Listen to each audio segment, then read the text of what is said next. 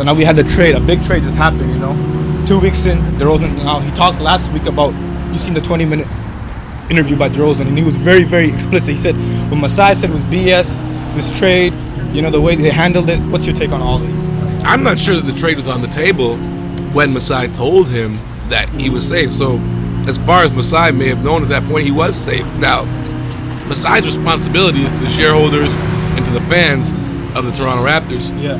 And I know a lot of fans are hurt about DeMar leaving because he was the face of the franchise for so long. But when you factor in the fact that obtaining Kawhi puts the Toronto Raptors as a franchise in a better position than Masai's done his due diligence. Yeah, it's a great trade. I mean, it's a good trade for Raptors. I mean, it will be better because Kawhi is the second best player in NBA. So now he will be the best player in East. So I think we have a great chance. Kawhi's not a guy you get a shot at in free agency. When it comes to free agency, they can pay him $40 million more than any other team. So that's a huge kicker. This is a guy coming off an injury. You're not sure if he's going to be back to his traditional form, which means the market may dry up in terms of dollars for him. So you're already playing an advantage. And then you've got a year to sell him on the city, on the franchise, on the program. Another bonus. Plus now you look at it, okay, Kawhi walks at the end of the year. You have the ability now with the $40 million extra dollars to do a sign and trade, which could bring back assets. If he decides to leave the $40 million on the table, which would be insane because he's already left $80 million on the table by leaving San Antonio, what you have is you've got Kyle Lowry on an expiring one-year deal worth $33 million. You've got Serge Ibaka on an expiring one-year deal worth $20 million. And you got Jonas Valanciunas on an expiring one-year deal at $17 million. So what you have is over $100 million coming off the salary cap. Now, I know the Raptors haven't been a major player in free agency before, but when you have more than $100 million of available cash in one of the best cities, and you got like 6 or 7 years of strong playoff runs under your belt, I think that's a good position. So I think there's more options on the table. So if you look at it from a GM perspective and him trying to build forward, I think it's brilliant because I think we already knew what the ceiling was on a Kyle and DeMar-led team. You think we can make it to the finals? Or? Yeah, of course. I think it will be between Raptors and Celtics, but I think we will this season win it. Bro, I have a question. You know how, if you seen DeRozan in his press conference, did you see the interview? Yeah. He talked about what Masai said was BS, right? Yeah. And he still has a big grudge. Do you think the Raptors, what they did did it wrong, or? Yeah, I don't know what happened between Masai and DeRozan, but they should have let DeRozan know before the trade. I mean, DeRozan says that he learned in the last day of trade, but they should have let him know, talked with him before the trade. And it's a good trade for Raptors, but for the DeRozan side, I don't know. The business side, right? For the business side, it's good trade, great trade. Bringing this to real life now, you work for a place for 9 years, and you're expected to do something in those 9 years, right? And for DeRozan, it kind of changed after the last 5 years when he was making it to the playoffs. He was supposed to not execute when it came the most, Where do you think all that fell? And how did he drop so badly when it came to the time that he was supposed to execute? Especially the series against Indiana, the series against Milwaukee.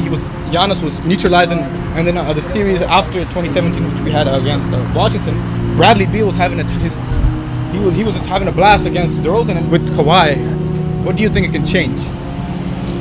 I think the issue with DeMar was a player who made himself into who he was. He worked hard. He worked tremendously hard. But I think there's also been a ceiling on DeMar. I think his inability to shoot the three ball has really limited him. And so that was the first limit. And then the anomaly with him and Kyle was that once it came down to the playoffs, they turned into different players. Yeah. They had disappeared in several major series, and they just never really returned to form in any of the playoff runs they've had. And the calling card for a superstar is for you to become better than your regular season performances in the playoffs. And Kyle and DeMar have not done that. And so I think that's what made this deal possible. I think if DeMar had been the type of player that excelled and superseded his regular season statistics in the playoffs, it would have been really hard to convince the fan base that this was the right move to trade him. But because they've struggled so much in the playoffs and so mightily and been unable to get past LeBron James, and Kawhi Leonard's a guy who's single-handedly stopped LeBron James, won a Finals MVP. I think he answers a lot of the questions and the concerns that Raptors fans had about this. He was very loyal to Raptors. I mean, when his agreement also finished, he didn't leave Raptors. Yeah. He stayed here. I mean, he could have gone to different teams for better money, but he stayed. He was a loyal player. Yeah. And his performance in playoffs, I don't think it's bad.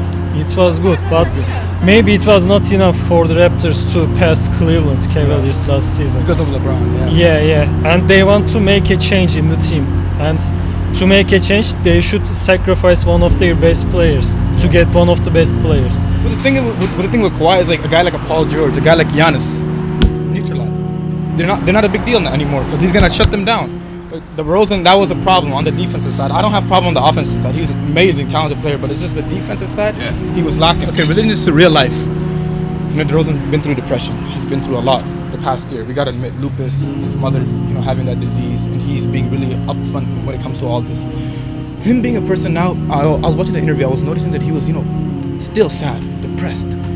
What's your take on his mental state? How can he improve his mental state? Because what he has done right now, he's given his heart and soul to the city. He's given everything so much, and once you give something so much, obviously when that thing goes, which is anything materialistic, then you fall down with nothing in your hands, and then you get depressed. And people say faith is a really good thing when it comes to that, and yes, I do agree. But with DeRozan, what do you think he should now grasp on to get back up? You hold on to what you care about, man, honestly, and you do your job well. I can't tell DeMar what to do, but I understand that this is something we're all fighting with. I know my recipe. You spoke about faith. That's a big part of my recipe. I don't know what his relationship with God is, but I do know that there's a lot of different ways to skin a cat.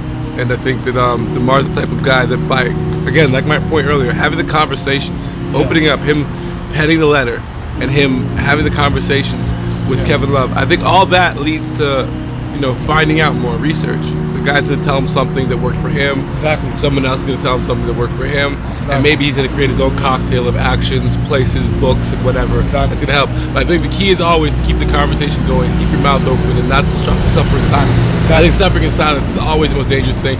And I think that DeMar's done his part now by opening up and letting people know what he's feeling. So now people are talking. Me and you are having this conversation.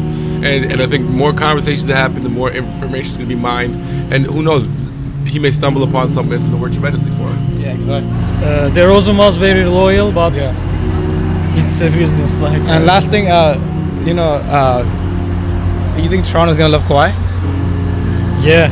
Yeah, we will love Kawhi, I am sure. Yeah, we welcome him, man. If Kawhi watches this, which he won't, you got a message for Kawhi. We love you, Kawhi. We love you, man. Thank you so much, Akil. Always good getting information from you, man. Yeah, blessings. Okay. Take care, bro. So, man, we finished the video. We got the insight from the brother Akil. Akil gave us knowledge, man. He spread that knowledge. And one thing that stood out from Akil when he talked about his faith, and that actually stands out. The only thing that he actually keeps his most sacred to his heart is his faith. And God bless you, my brother. And for today, man, these brothers were here with me, man. And my brothers were here, man. Personally, man, what's your take on the trade? I think it was very good for the Raptors, not really good for DeRozan. But what about you, bro? What's your take on the trade? Yeah, it was same. It was. We got better as a team, right? Yeah. Yeah, that's what happened. And stuff like this happen in sports, but you got to move on. And man, I'm telling you, man, keep joining the team, keep subscribing, keep sharing these videos. Thank you so much. And remember one thing, man, you bless, I bless, and we are blessed. Let's go.